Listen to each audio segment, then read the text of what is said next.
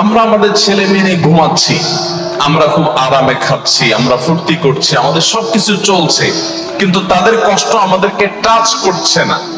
এই যে টাচ করছে না, এটা আপনার ভেতরে ইমান যে একেবারে ধুয়ে মুছে সাফ হয়ে গেছে, আপনি শুধু জাস্ট খোলস নামে মাত্র মুসলমান, এটার প্রমাণ হলো যে আপনার ভিতরে কোনো ন্যূনতম কোনো পরিবর্তন আসছে না, কোনো প্রকার ভাবলেশ হচ্ছে না, আপনার ফিলিংস হচ্ছে না। আপনার তো ঘুম হারাম হয়ে যাওয়ার কথা, আপনার তো খাবার উঠে যাওয়ার কথা, আমরা তো পাগল হয়ে যাওয়ার কথা। এই দৃশ্যগুলো দেখার পর আমার তো ঠিক থাকতে পারার কথা না।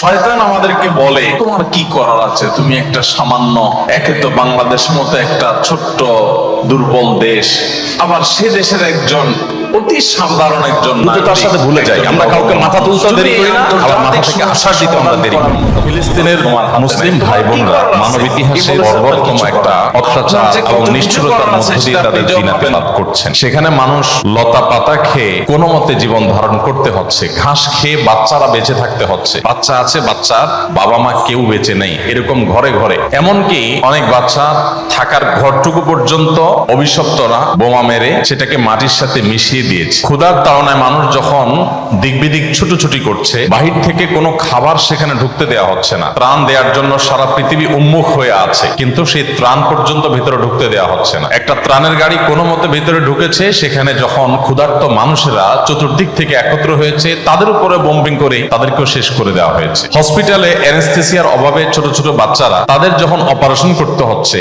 অ্যানেস্থেসিয়া দেওয়ার মতো মেডিসিন না থাকার কারণে ডাক্তার সরাসরি ছুরি দিয়ে কেটে এই জীবন্ত বাচ্চা ছেলেটাকে, মেয়েটাকে, বাচ্চা শিশুটাকে আর্তনাদের মধ্যেই কাটাকাটি করতে হচ্ছে। এরপরও বাহির থেকে কোনো মেডিসিন পর্যন্ত ঢুকতে দেওয়া হচ্ছে না। এই কাজগুলো তারা করছে যারা পৃথিবীতে মানবতার সবক সকাল বিকাল আমাদেরকে দেয়, মানবাধিকারের সবক আমাদেরকে সকাল বিকাল শিখায়। আমরা যাদের কাছ থেকে তথাকথিত গণতন্ত্র শিখি, আমরা তাদের কাছ থেকে ব্যক্তি স্বাধীনতার কথা শিখি। এই মানুষগুলোর আসল মানবতার রূপ আমরা দেখি ফিলিস্তিনে অত্যন্ত বর্বর ভাবে, অত্যন্ত বাজে ভাবে বের হয়ে পড়েছে, প্রকাশ হয়ে গেছে। এরকম একটা সময় আমরা যখন আমাদের দেশের দিকে তাকাই, আমি ইতিমধ্যে বিভিন্ন জায়গায় বলেছি, জাতির একজন সাধারণ সদস্য, বাংলাদেশের একজন সাধারণ নাগরিক হিসাবে আমি খুবই লজ্জিত, খুবই অনুতপ্ত, খুবই ব্যথিত। এই জন্য লজ্জিত অনুতপ্ত যে সমস্ত কোম্পানিগুলোর টাকা বোমা হয়ে আমার নিরীহ মুসলিম ভাই বোনদের উপরে নিপতিত হচ্ছে। নবী করিম সাল্লাল্লাহু আলাইহি ওয়াসাল্লাম বলেছেন, পুরো পৃথিবীর সমস্ত মুসলমানরা একটি দেহের মতো। আমার মুসলিম ভাই বা বোন,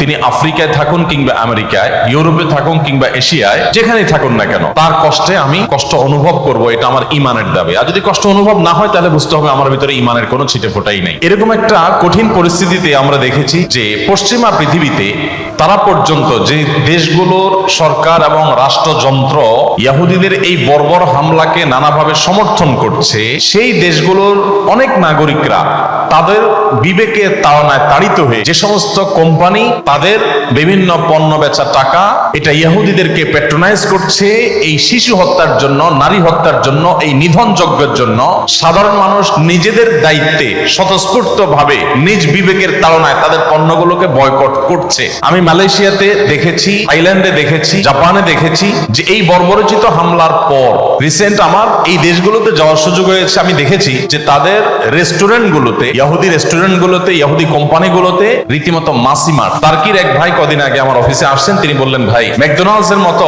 এরকম রেস্টুরেন্টে যেখানে আমাদের ইস্তাম্বুলে সিরিয়াল পড়ে থাকতো সারাদিন, একটা বার্গারের জন্য দাঁড়িয়ে থাকতে হতো অনেক সময় ধরে, সেই রেস্টুরেন্টে এখন আপনি যদি যান, আপনি অবাক হবেন, রীতিমতো মাসি মারছে তারা, মানুষ ঢুকছে না। আপনি যদি মিডিল ইস্টে চলে যান, দেখবেন তাদের র্যাকগুলোতে একটার সাথে দুইটা ফ্রি অফার দিয়েও কোনো গ্রাহক তারা টানতে পারছে না। এটা যে কত বড় একটা ইফেক্টিভ কাজ ছিল, সেটা আমরা দেখেছি। এই কোম্পানিগুলো যখন একের পর এক তাদের অবস্থান ক্লিয়ার করা শুরু করার জন্য ইনিয়ে বিনিয়ে তারা নিজেদের অবস্থানকে পরিবর্তন করার চেষ্টা করছে, যে না, আমরা এটার সাথে নাই, আমরা সমর্থন করি ফিলিস্তিনকে। অন্তত তাদের মুখ দিয়ে এই যে কথাটা বলানো গেছে, এটা একটা বড় সাফল্য। আমরা যখন ফিলিস্তিনের মানুষদের এই দুরবস্থা দেখতে পাই, বিভিন্ন ভিডিও দেখতে পাই, এগুলো দেখার মতো না, এত নির্মম। আমরা আমাদের ছেলে মেয়ে নিয়ে ঘুমাচ্ছি, আমরা খুব আরামে খাচ্ছি, আমরা ফুর্তি করছি, আমাদের সবকিছু চলছে, কিন্তু তাদের কষ্ট আমাদেরকে টাচ করছে না।